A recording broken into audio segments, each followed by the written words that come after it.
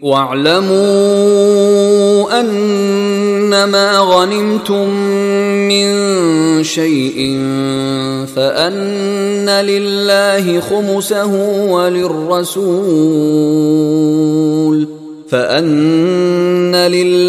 خُمُسَهُ وَلِلرَّسُولِ وَلِذِي الْقُرْبَى وَالْيَتَامَى وَالْمَسَاكِينِ وَابْنِ السَّبِيلِ إِن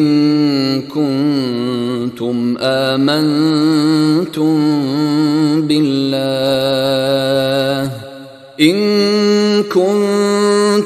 آمنتم بالله وما أنزلنا على عبدنا يوم الفرقان يوم التقى الجمعان والله على كل شيء قدیر۔ اب یہاں وہ مال غنیمت کا حکم بیان ہو رہا ہے۔ وَاعْلَمُوا جان لو انما غنمتم من شیء، جو بھی غنیمت تمہیں حاصل ہوئی ہے، فَأَنَّ لِلَّهِ خُمُسَهُ، تو اس کا خمس پانچواں حصہ تو اللہ کے لیے ہے، وَلِلرَّسُولِ اور رسول کے لیے ہے، وَلِذِي الْقُرْبَى اور رسول کے قرابت داروں کے لیے ہے۔ یہ بات سمجھ لیجئے یہاں اچھی طرح کہ در حقیقت حضور صلی اللہ علیہ وسلم کا جو معاش کا معاملہ تھا، جب تک آپ مکے میں تھے، حضرت خدیجہ الکبریٰ رضی اللہ تعالی عنہ کی دولت جو ہے اس سے آپ کا کام چل رہا تھا، جو بھی بچا کچا ان کا سرمایہ تھا۔ مدینے میں آ کر ظاہر بات ہے کہ اب آپ کے پاس اپنا کوئی ذریعہ معاش نہیں تھا، نہ آپ کوئی تجارت کرتے تھے، تو اب آپ کے اخراجات اور پھر یہ کہ آپ کے بھی قرابت دار ہیں، آپ کی ازواج مطہرات ہیں، ان کے اخراجات کہاں سے آئیں گے؟ تو مال غنیمت میں سے خمس جو ہے وہ اس کام کے لیے رکھ لیا گیا، گویا وہ بیت المال کا حصہ ہوگا، اور بیت المال ہی کفالت کرے گا حضور کی بھی اور حضور کے قرابت داروں کی بھی۔ اس کے علاوہ اس بیت المال میں یتامى والمساکین وابن السبیل،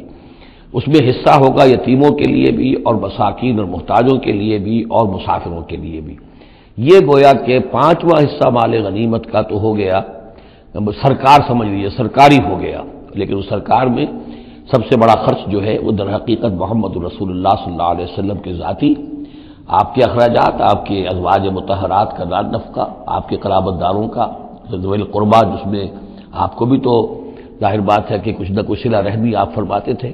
تو اس کے لیے، اور یہ کہ یتیموں اور مساکین کے لیے وابن السبیل۔ ان کنتم آمنتم باللہ، اگر تم ایمان رکھتے ہو اللہ پر، وما انزلنا علی عبدنا، اس شے پر جو ہم نے نازل کی اپنے بندے پر، یوم الفرقان، فیصلے کے دن، یعنی جو شے نازل کی وہ ہے غیبی امداد، نصرت غیبی، جو فرشتے آئے۔ ظاہر بات ہے کہ وہ ایک انسین جو ہے غیب کا معاملہ ہے، فرشتوں کو دیکھا تو کسی نے نہیں، تو جیسے وحی آتی تھی حضرت جبرائیل لے کر آتے تھے تو اس پر ایمان رکھتے ہو کہ یہ قرآن جو ہے اللہ کی طرف سے ہے،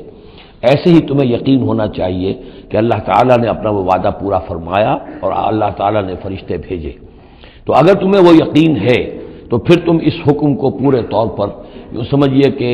دلی طور پر اس کو قبول کرو، خوش دلی کے ساتھ پوری طریقے سے، کہ خمس جو ہے وہ تو اللہ اور اس کے رسول کا، بیت المال کا۔ بقیہ کے بارے میں حضور نے فرما دیا کہ 4/5 جو ہے یہ اب تقسیم ہو جائے گا مجاہدین کے درمیان، اس میں اس سے کوئی بحث نہیں ہے کہ کس نے کتنا جمع کیا، سارا مال ایک جگہ جمع ہوگا اور پھر اس کے حصے لگیں گے، چاہے کوئی پہرے پر تھا، جنگ کی نوبت ہی نہیں آئی، چاہے یہ کہ کوئی باقاعدہ جنگ میں کسی نے حصہ لیا، چاہے کسی نے مال غنیمت جمع کیا چاہے نہیں کیا، جو بھی جنگ میں ہے ان کو برابر کا حصہ ملے گا۔ اس میں یہ ہے کہ جو سواریوں والے تھے انہیں دوہرا، اور جو پیدل تھے انہیں اکیلا، اس لیے کہ سواریاں اگر کسی کا اونٹ ہے، کسی کا گھوڑا ہے، 2 گھوڑے بھی تھے، تو ظاہر بات ہے کہ اس کے چارے وغیرہ کا بندوبست وہ خود اپنے پاس سے کرتا تھا، کوئی سپلائی لائنز تو آج کل کی جس طرح فوجوں کی ہوتی ہیں وہاں موجود نہیں تھی، لہذا جو مجاہد تھا کہ جو سوار تھا گھوڑے پر یا اونٹ پر، جس کا اپنا گھوڑا تھا اپنا اونٹ تھا، اس کو دوہرا حصہ، اور جو عام پیادہ جو مجاہد تھا اس کو اکیلا۔ وَاعْلَمُوا أَنَّمَا غَنِمْتُم مِّن شَيْءٍ فَأَنَّ لِلَّهِ خُمُسَهُ وَلِلرَّسُولِ وَلِذِي الْقُرْبَى وَالْيَتَامَى وَالْمَسَاكِينِ وَابْنِ السَّبِيلِ إِن كُنتُمْ آمَنتُم بِاللَّهِ وَمَا أَنزَلْنَا عَلَىٰ عَبْدِنَا يَوْمَ الْفُرْقَانِ يَوْمَ الْتَقَى الْجَمْعَانِ، اس فرقان والے دن، فیصلے کے دن، جس دن کی 2 فوجیں بھڑ گئی تھیں۔ وَاللَّهُ عَلَىٰ كُلِّ شَيْءٍ قَدِيرٌ، اور اللہ تعالیٰ ہر چیز پر قادر ہے۔